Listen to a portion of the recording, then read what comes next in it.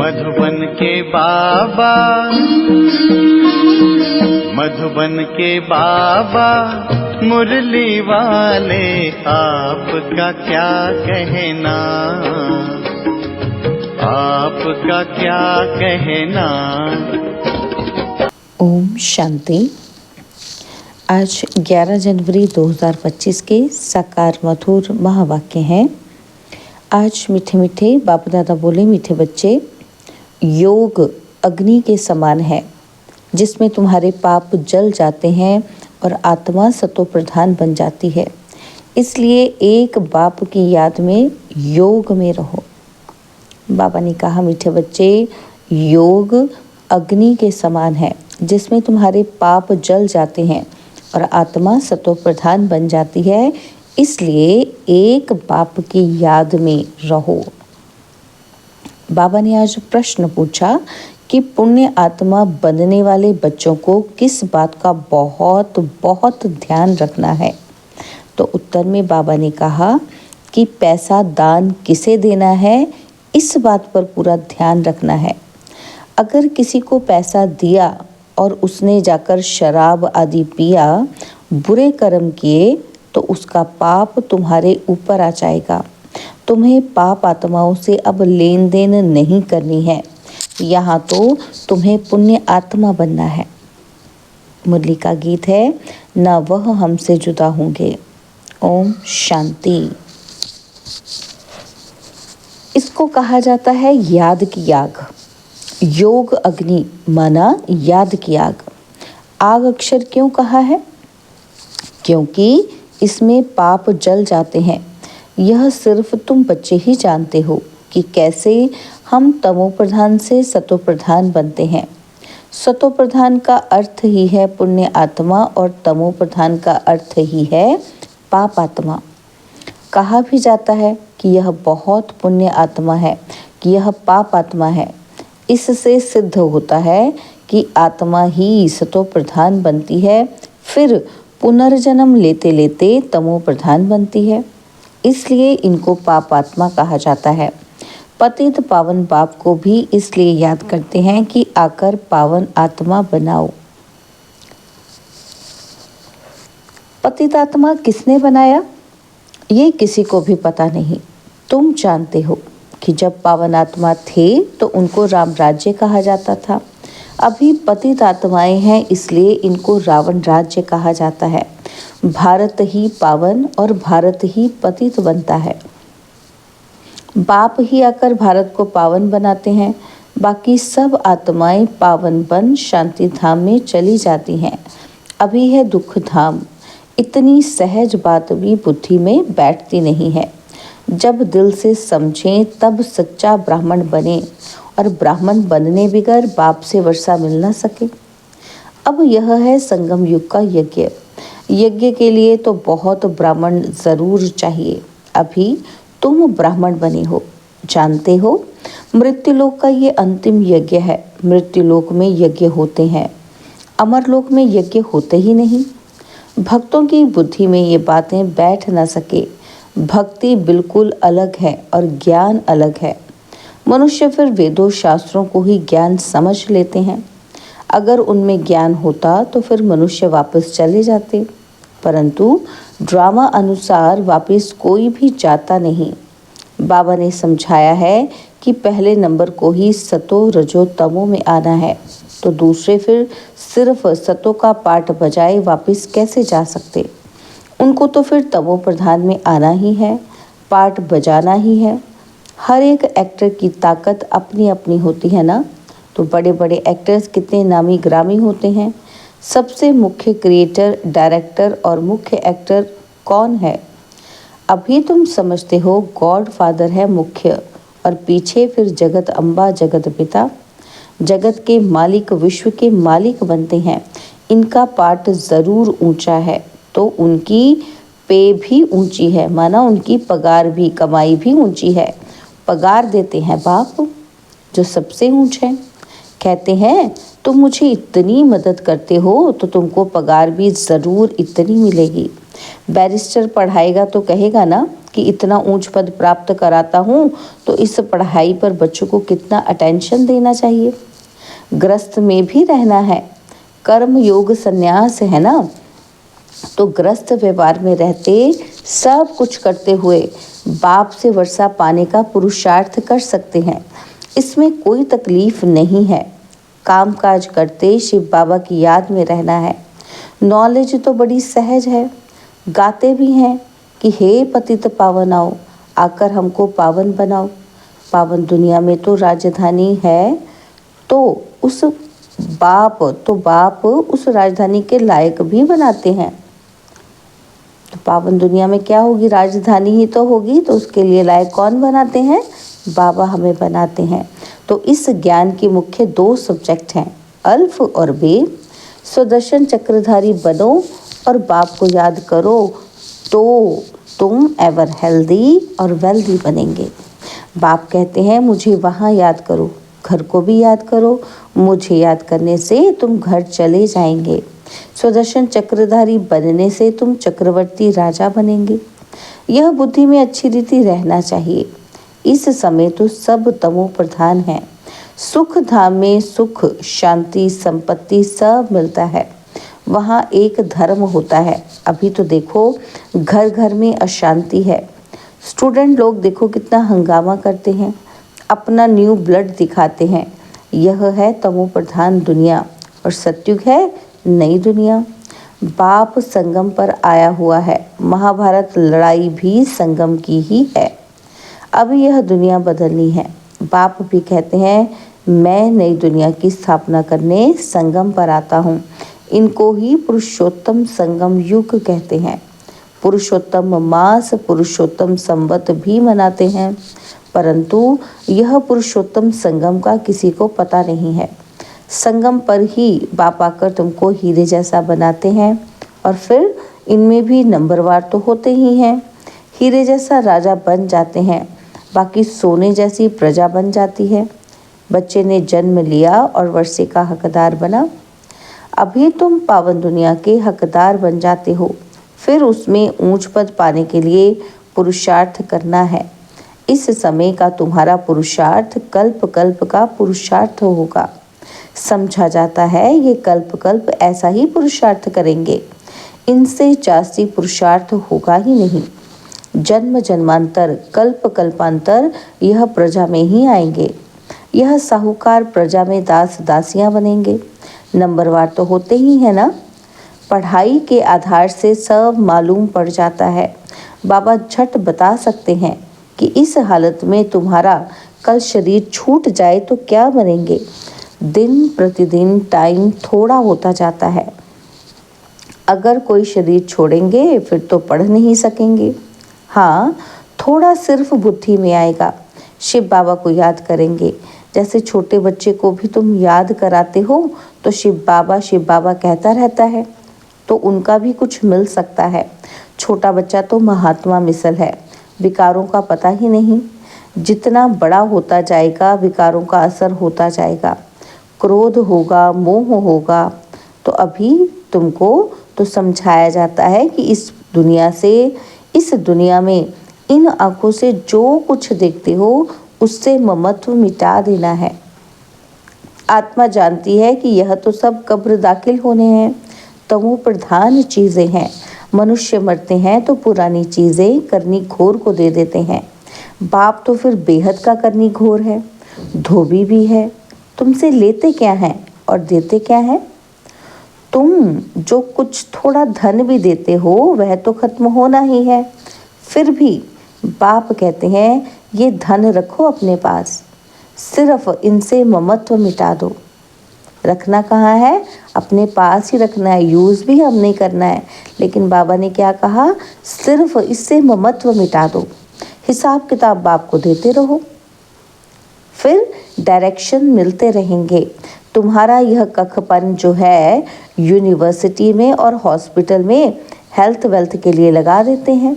Hospital होती है बीमार के लिए और यूनिवर्सिटी होती है पढ़ाने के लिए। यह तो कॉलेज और हॉस्पिटल दोनों इकट्ठी ही हैं। इनके लिए तो सिर्फ 3 पैर पृथ्वी के चाहिए। बस जिनके पास और कुछ नहीं है वह सिर्फ 3 पैर ज़मीन के दे देवें, उसमें क्लास लगा दें। 3 पैर पृथ्वी के, वह तो सिर्फ बैठने की जगह हुई ना। आसन 3 पैर का ही होता है। 3 पैर पृथ्वी पर कोई भी आएगा अच्छी रीति समझ कर जाएगा। कोई आया, आसन पर बिठाया और बाप का परिचय दिया। बैजेस भी बहुत बनवा रहे हैं सर्विस के लिए। यह है बहुत सिंपल। चित्र भी अच्छे हैं, लिखित भी पूरी है। इनसे तुम्हारी बहुत सर्विस होगी। दिन प्रतिदिन जितनी आफतें आती रहेंगी तो मनुष्यों को भी वैराग्य आएगा और बाप को याद करने लग पड़ेंगे। हम आत्मा अविनाशी हैं, अपने अविनाशी बाप को याद करें। बाप खुद कहते हैं, मुझे याद करो तो तुम्हारे जन्म जन्मांतर के पाप उतर जाएं। अपने को आत्मा समझ और बाप से पूरा लव रखना है। देह अभिमान में न आओ। हाँ, बाहर का प्यार भल बच्चों आदि से रखो, परंतु आत्मा का सच्चा प्यार रूहानी बाप से हो। उनकी याद से ही विकर्म विनाश होंगे। मित्र संबंधियों बच्चों आदि को देखते हुए भी बुद्धि बाप की याद में लटकी रहे। तुम बच्चे जैसे याद की फांसी पर लटके हुए हो। आत्मा को अपने बाप परमात्मा को ही याद करना है। बुद्धि ऊपर लटकी रहे। बाप का घर भी ऊपर है ना, तो मूल वतन, सूक्ष्म वतन और यह है स्थूल वतन। अब फिर वापस जाना है। अब तुम्हारी मुसाफरी पूरी हुई है। तुम अब मुसाफरी से लौट रहे हो तो अपना घर कितना प्यारा लगता है। वह है बेहद का घर। वापस अपने घर जाना है। मनुष्य भक्ति करते हैं घर जाने के लिए, परंतु ज्ञान पूरा नहीं है तो घर जा नहीं सकते। भगवान पास जाने के लिए अथवा निर्वाण में जाने के लिए कितनी तीर्थ यात्राएं आदि करते हैं, मेहनत करते हैं। सन्यासी लोग सिर्फ शांति का रास्ता ही बताते हैं, सुख धाम को तो जानते ही नहीं। सुख धाम का रास्ता सिर्फ बाप ही बतलाते हैं। पहले ज़रूर निर्वाण धाम वानप्रस्थ में जाना है, जिसको ब्रह्मांड भी कहते हैं, और वह फिर ब्रह्म को ईश्वर समझ बैठे हैं। हम आत्मा बिंदी हैं, हमारा रहने का स्थान है ब्रह्मांड। तुम्हारी भी पूजा तो होती है ना। अब बिंदी की पूजा क्या करेंगे?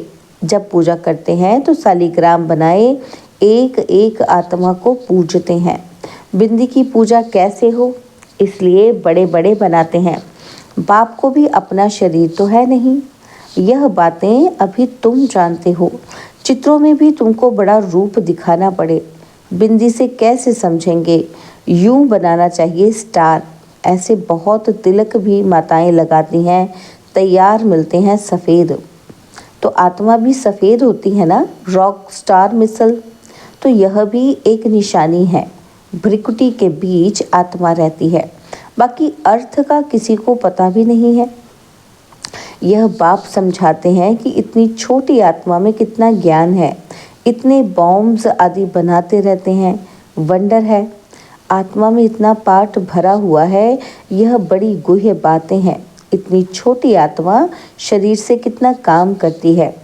आत्मा अविनाशी है, उनका पाठ कभी विनाश नहीं होता है, ना एक्ट बदलती है। अभी बहुत बड़ा झाड़ है, और सत्युग में कितना छोटा झाड़ होता है, पुराना तो होता ही नहीं। मीठे छोटे झाड़ का कलम अभी लग रहा है। तुम पतित बने थे, अब फिर पावन बन रहे हो।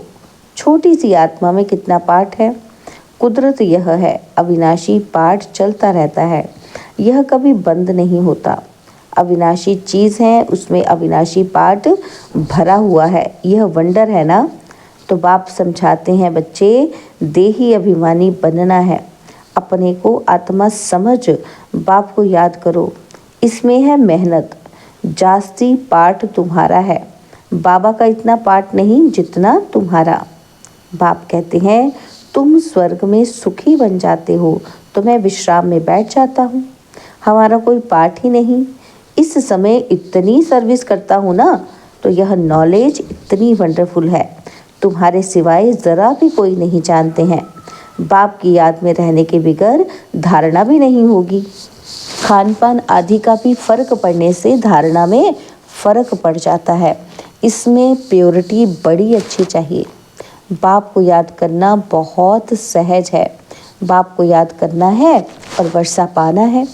इसलिए बाबा ने कहा था कि तुम अपने पास भी चित्र रख दो। योग का और वर्षे का चित्र बनाओ तो नशा रहेगा।